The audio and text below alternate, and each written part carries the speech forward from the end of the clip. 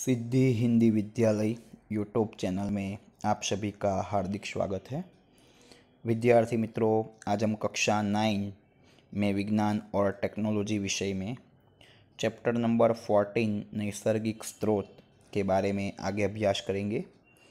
बच्चों, पिछले वीडियो के अंतर्गत हमने पृथ्वी पर के जीवन के लिए जरूरी अजैविक घटक और जैविक घटक और उनके द्वारा बनने वाले आवरण के बारे में अभ्यास किया था।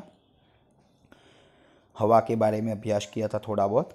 आज हम वैश्विक प्रक्रिया का अभ्यास करेंगे जिसमें CO2 मुक्त होता हो और वातावरण में CO2 बहुत ही कम प्रमाण में है, उसका कारण क्या है।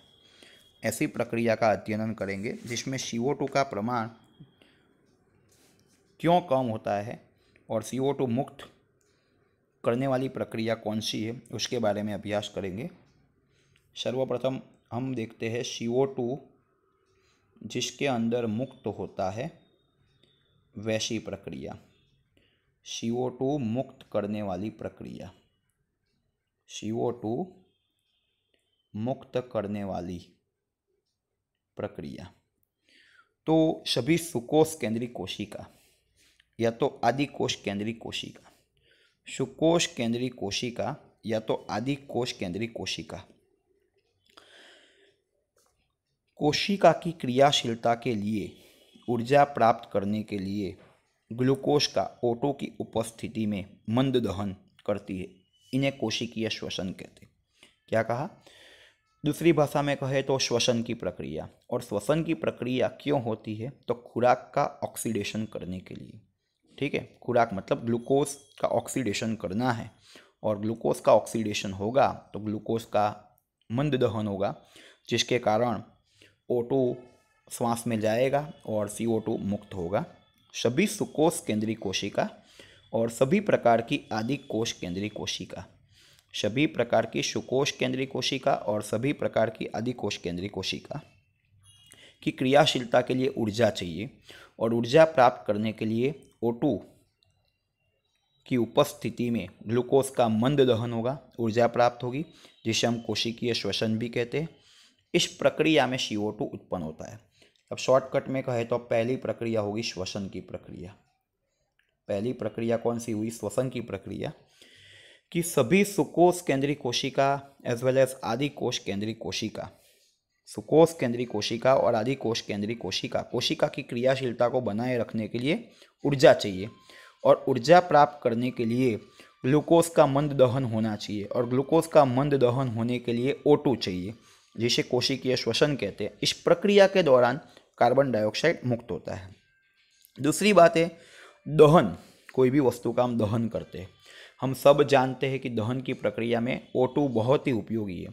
तो दहन प्रक्रिया में O2 का उपयोग होता है। दूसरी प्रक्रिया है दहन प्रक्रिया। दहन प्रक्रिया में O2 का उपयोग होता है और अंत में CO2 उत्पन्न होता है। मनुष्य प्रवृत्ति द्वारा कुछ ईंधन जलाते हैं, ऊर्जा प्राप्त करते हैं और उसके कारण भी वायुमंडल में CO2 मुक्त होता है। मतलब श्वसन और दहन ये दो ऐसी प्रक्रिया है जिसके कारण CO2 मुक्त होता है। फिर इतना CO2 मुक्त होने के कारण भी वायुमंडल में बहुत ही अल्प प्रमाण में, कल हमने देखा था 0.03% CO2 है। उसका कारण क्या है? तो अब हम अभ्यास करेंगे CO2 का उपयोग होने वाली प्रक्रिया। ऐसी प्रक्रिया जहाँ पर कार्बन डाइऑक्साइड का उपयोग हो, CO2 का उपयोग हो, कार्बन डाइऑक्साइड का उपयोग हो, वैसी प्रक्रिया कौन सी है? तो उसके अंतर्गत सबसे पहली प्रक्रिया है प्रकाश संश्लेषण। सबसे पहली प्रक्रिया कौन सी है विद्यार्थी मित्रों? प्रकाश संश्लेषण। बराबर, उपयोग में आने के लिए प्रकाश संश्लेषण।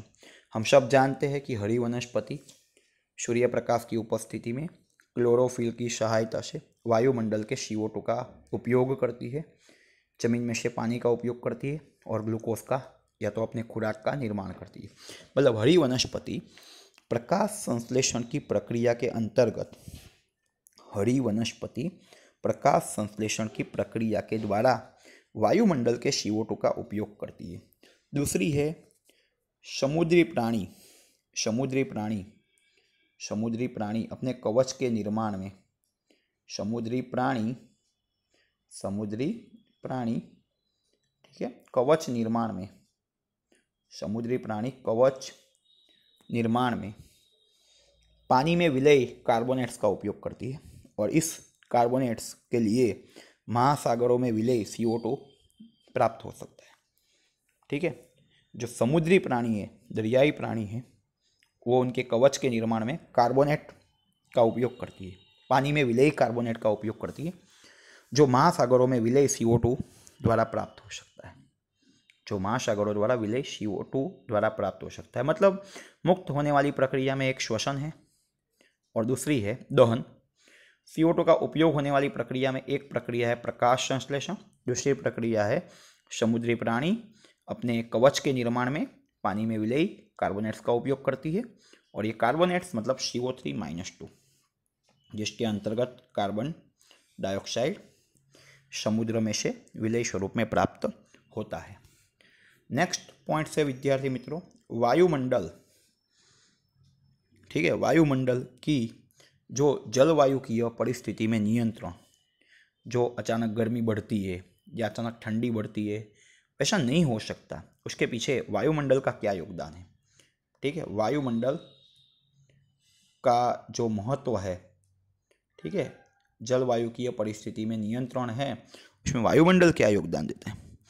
जो वायुमंडल की जो गैसें है, मोस्ट IMP MCQ, वायुमंडल की जो गैस है वो ऊष्मा की मंदवाहक होती है।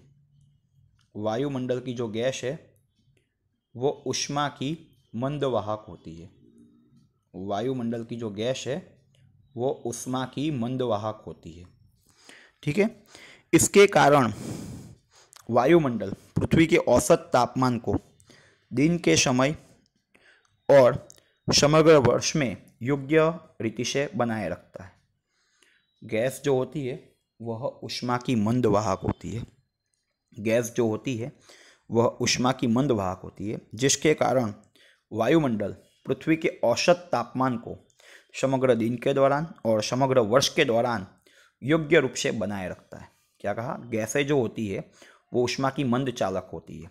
गैसें जो होती है ऊष्मा की मंद चालक होती है, जिसके कारण वायुमंडल समग्र दिन के दौरान और समग्र वर्ष के दौरान पृथ्वी के औसत तापमान को बनाए रखता है। गैस ऊष्मा की मंद वाहक है, मतलब ज़्यादा गर्मी पसार भी नहीं हो सकती, ज़्यादा गर्मी अंदर भी नहीं आ सकती। गैस जो होती है ऊष्मा की मंद वाहक होती है, जिसके कारण जो वायुमंडल है पृथ्वी के औसत तापमान को समग्र वर्ष और समग्र दिन के दौरान योग्य रूप से बनाए रखता है। जो वायुमंडल है बच्चों, वो वायुमंडल दिन के दौरान तापमान में एकाएक बढ़ोतरी होने से रोकता है, और रात के दौरान ऊष्मा को बाह्य वातावरण में से मुक्त होने में रोकता है। मतलब अचानक तापमान में बढ़ोतरी या अचानक तापमान में घटोत्तरी, ये दो प्रक्रिया को वायुमंडल रोकता है। और वायुमंडल में कौन रोकेगा? गैस, क्योंकि गैस कहाँ पर आई हुई है? वायुमंडल में। तो वायुमंडल की जो गैस है ऊष्मा की मंद वाहक है, जिसके कारण रात्रि के दौरान एकाएक तापमान में घटोत्तरी भी नहीं होती, दिन के दौरान एकाएक तापमान में बढ़ोतरी भी नहीं होती।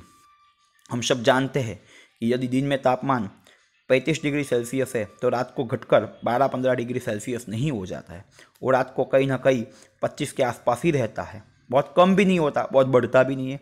अचानक दिन के दौरान गर्मी बढ़ती भी नहीं है, अचानक रात के दौरान गर्मी घटती भी नहीं है। मतलब दिन और रात के तापमान में बहुत लंबा अंतर नहीं रहता है, जिसके कारण में कौन है? वायुमंडल की गैसें। उदाहरण है कि चंद्र और पृथ्वी दोनों सूर्य से समान दूरी पर है, बराबर। चंद्र और पृथ्वी, ये सन है, ये मून है और ये अर्थ है। ये दोनों, चंद्र और पृथ्वी दोनों सूर्य से समान दूरी पर है। चंद्र की सतह पर वायुमंडल नहीं है, जिसके कारण -190 डिग्री सेल्सियस से 110 डिग्री सेल्सियस तापमान वहाँ पर रहता है। कितना? चंद्र पर कितना तापमान रहता है? -190 डिग्री सेल्सियस। चंद्र पर कितना तापमान रहता है बच्चों? -190 डिग्री सेल्सियस से लेकर 110 डिग्री सेल्सियस के बीच में तापमान रहता है, क्योंकि वो वायुमंडल नहीं है।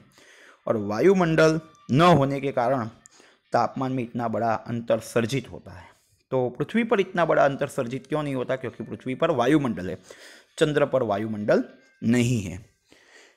अगले वीडियो में हम विद्यार्थी मित्रों अभ्यास करेंगे हवा की गति, मतलब पवन का निर्माण किस तरह होता है, उसके बारे में हम अभ्यास करेंगे।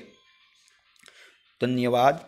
यदि यह वीडियो आपको पसंद आया हो तो इस वीडियो को लाइक कीजिएगा, अपने मित्रों को शेयर कीजिएगा और इस सिद्धि हिंदी विद्यालय यूट्यूब चैनल को सब्सक्राइब जरूर कीजिएगा, ताकि आने वाले वीडियो का नोटिफिकेशन आपको जल्द से जल्द मिलता रहे। धन्यवाद।